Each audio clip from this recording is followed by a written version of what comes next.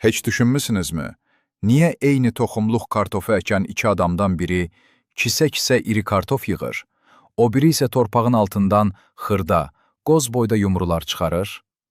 Çoxumuz elə bilirik ki, məhsulun sirri yalnız yaxşı toxumda, peyində və bahalı gübrədədir. Əlbəttə, bunların hamısı vacibdir. Amma kartofda bir məsələ var ki, çox adam onu ciddi qəbul etmir. Söhbət kolların bir-birindən hansı məsafədə əkilməsindən gedir. Bugün sizə kartof əkinində ən çox edilən səhvlərdən danışacağam. Əgər siz də hər il əziyyət çəkib, axırda xırda kartof yığırsınızsa, bu mövzu məhz sizin üçündür. Videonun sonuna qədər baxın, çünki düzgün məsafə ilə əkilən kartof kolu bəzən sizi həqiqətən təəccübləndirə bilər. Bizdə Azərbaycanda həyətyanı sahələr çox vaxt böyük olmur. Kiminin kənddə kiçik bağ yeri var, kiminin həyətində bir neçə cərgəlik yer. Ona görə də çox adam fikirləşir ki, torpağı boş qoymaq olmaz. Nə qədər çox kartof əkilsə, payızda bir o qədər çox məhsul çıxar. İlk baxışda bu məntiqli görünür, amma kartof belə işləmir. Kartofu həddindən artıq sıx əksəniz, kollar bir-birinə kömək etmir. Əksinə, bir-biri ilə mübarizə aparır. Kök sistemi torpaqda yer axtarır, su axtarır, qida axtarır. Hər kol öz payını almağa çalışır. Nəticədə, bitki iri yumru bağlamaq əvəzinə sadəcə yaşamaq üçün güc sərf edir. Kartofun torpağın altında stolon adlanan nazik zoğlar əmələ gəlir. Yumrular məhz həmin zoğların ucunda böyüyür. Əgər siz toxumluq kartofu bir-birinə çox yaxın qoysanız, bu zoğların normal inkişafına yer qalmır.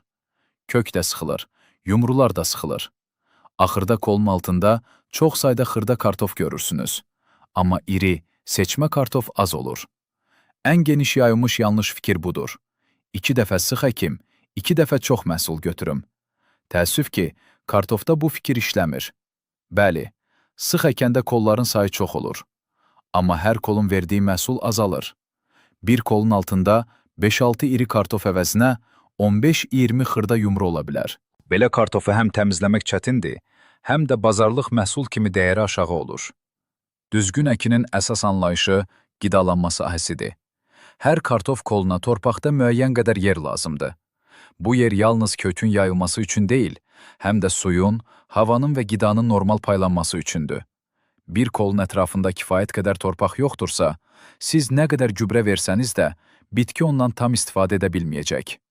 Bunu kiçik dipçəkdə kartof yetişdirməyə bənzətmək olar. Torpaq nə qədər münbit olsa da, dipçək balacadırsa, orada iri məhsul almaq çətindir. Sahədə də eyni vəziyyətdir. Sadəcə dipçəyin divarları əvəzinə bitkini qonşu kollar sıxır. Kartof üçün günəş işığı da çox vacibdir. Bizim iqlimdə günəş boldur, amma bu o demək deyil ki, bitki onu həmişə düzgün ala bilir. Kollar çox sıx olanda yarpaqlar tez bir-birinə qarışır.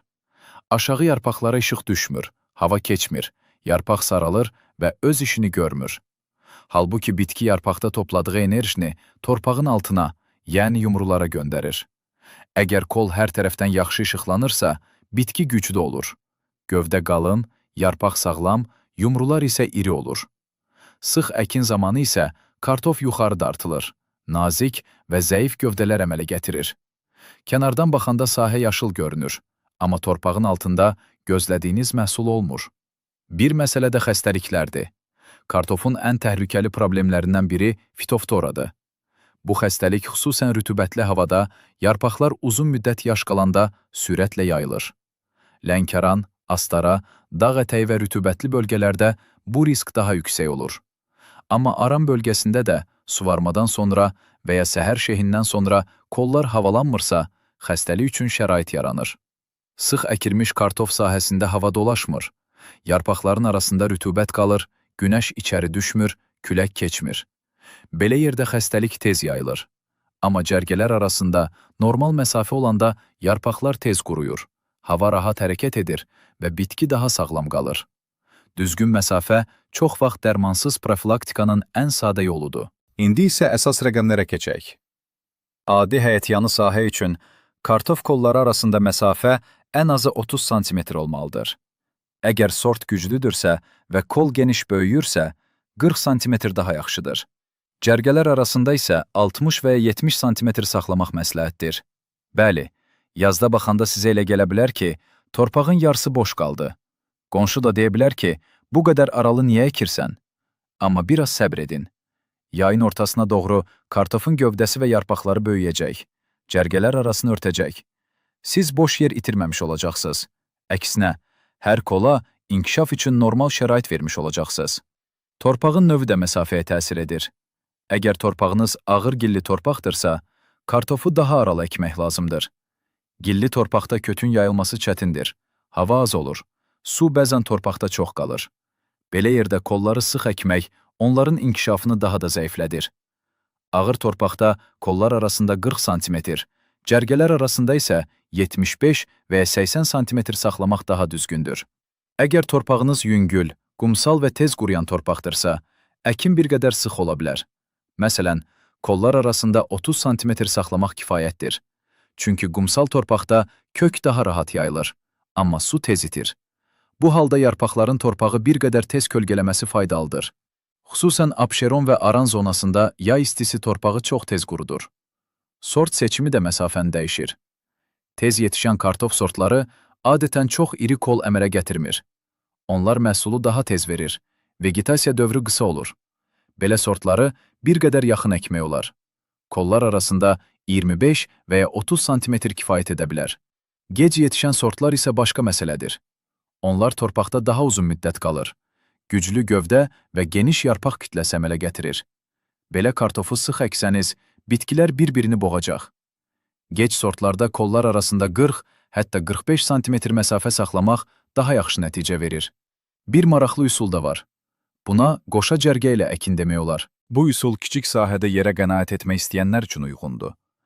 İki cərgəni bir-birindən təxminən 30 sm aralı salırsınız. Yumruları isə qarşı-qarşıya deyil, şahmat qaydasında yerləşdirirsiniz. Sonra daha geniş keçid saxlayırsınız. Bu keçid 90 və ya 100 sm ola bilər. Sonra yenə iki cərgə əkirsiniz. Bu üsulda bitkilər tam sıxılmır. Çünki şahmat düzümü onlara yanlara doğru yer verir. Geniş keçid isə həm işıq, həm hava, həm də qulluq üçün rahatlıq yaradır. Dip doldurma, suvarma və məhsul yığımı daha asan olur. Sadəcə əkin zamanı cərgələri biraz diqqətlə ölçmək lazımdır. Toxumluq kartofun ölçüsü də çox vacibdir. Əgər siz toyuq yumurtası böyüklüyündə sağlam toxumluq kartof əkirsinizsə, standart məsafə uyğundur. Yəni kollar arasında 30 sm, cərgələr arasında 70 sm saxlaya bilərsiniz. Amma böyük yumrular əkirsinizsə, məsafəni artırın. Böyük yumrudan daha çox gövdə çıxır. Kol daha güclü və enli olur. Belə kola daha çox yer lazımdır. Böyük toxumluq kartof əkəndə kollar arasında 40 və ya 50 sm saxlamaq daha düzgündür. Əksinə, çox xırda toxumluq kartof əkirsinizsə, məsafəni bir qədər azalda bilərsiniz. Amma yenə də həddindən artıq sıx əkmək olmaz. Kartofun kökünə, stolonlarına və gələcək yumrularına yer qalmalıdır. Azərbaycanda kartof əkərkən su məsələsini xüsusilə nəzərə almaq lazımdır. Bizdə bir çox bölgədə yay isti və quraq keçir. Xüsusən iyun, iyul və avqust aylarında torpağın üst qatı çox tez quruyur. Sıx əkin zamanı kollar su uğrunda daha çox yarışır. Torpaqdakı nəm tez tükənir. Siz də hər gün suvarmağa məcbur qalırsınız. Aralı əkində isə hər kolun ətrafında daha çox torpaq həcmi olur. Bu torpaq nəmi daha yaxşı saxlayır. Cərgələr geniş olanda damcı suvarma xətti çəkmək, arx açmaq və ya şlankla rahat suvarmaq da asan olur. Su köklərə daha düzgün çatır. Üst qatda boş yerə axıb getmir. Amma burada bir məqam var. Kartofu çox aralı əkmək də düzgün deyil. Bizim isti iqlimdə torpaq açıq qalarsa, günəş onu çox qızdırır. Kartofun kök zoması həddindən artıq isinəndə yumruların böyüməsi dayanır. Bəzən formada pozulur. Ona görə də məqsəd torpağı tam açıq qoymaq deyil. Məqsəd bitkiyə kifayət qədər yer vermək və sonradan yarpaqların torpağı kölgələməsinə şərait yaratmaqdır. Gübrə ilə də eyni qayda keçərlidir. Bəzi bağbanlar deyir ki, mən sıx əkərəm, amma hər ləyə daha çox peyin və gübrə verərəm. Bu fikir çox vaxt nəticə vermir. Çünki bitkinin kökü inkişaf edə bilmirsə, torpaqdakı qidanı da tam ala bilmir. Üstəlik azot çox olanda kartof daha çox yarpaq və gövdə verir. Sahə yaşıl meşəyə oxşayır, amma yumrular zəif böyüyür. Kartofda balans lazımdır. Həm qida, həm su, həm işıq, həm də yer. Bunlardan biri çatışmasa, məhsul azalır. Düzgün məsafə bu balansı qorumağın ən sadə yoldur. İndi isə işin praktiki tərəfinə baxaq. Kartofu sıx əkənlər dib doldurma zamanı çətinlik çəkir. Dib doldurma kartof üçün çox vacibdir. Bu iş yumruları günəşdən qoruyur, torpağı yumşaldır və əlavə stolonların əmələ gəlməsinə kömək edir. Amma yüksək və enli tirə düzəltmək üçün cərgələr arasında torpaq olmalıdır. Əgər cərgələr çox yaxındırsa, torpağı hardan götürəcəksiniz? Toxanı vuranda kökləri zədələyirsiniz, gövdələri əzirsiniz, yenə də normal tirə alınmır. Cərgələr arasında 70 sm olanda isə iş rahatlaşır. Torpağı rahat çəkirsiniz, kolun dibini yaxşı doldurursunuz, yumrular işıq görüb yaşıllaşmır. Məhsul yığımında da fərq böyükdür. Sıx əkilmiş sahədə kolun harda başladığını, harda bitdiyini ayırmaq çətin olur. Bel və ya yaba ilə qazanda iri yumruları kəsmə ehtimalı artır.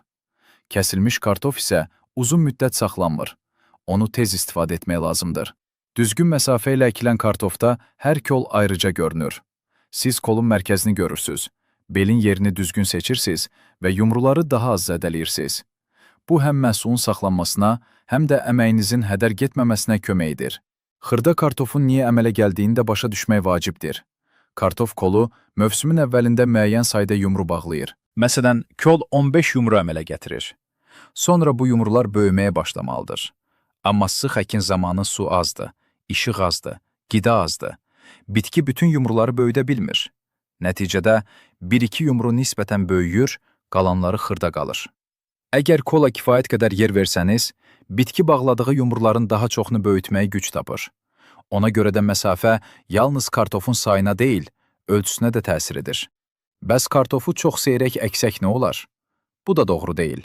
Məsələn, kolları 1 metr aralı əksəniz, sahədə çoxlu boş torpaq qalacaq. Günəş torpağı qızdıracaq, alaq otları sürətlə çıxacaq, nəm tez itəcək.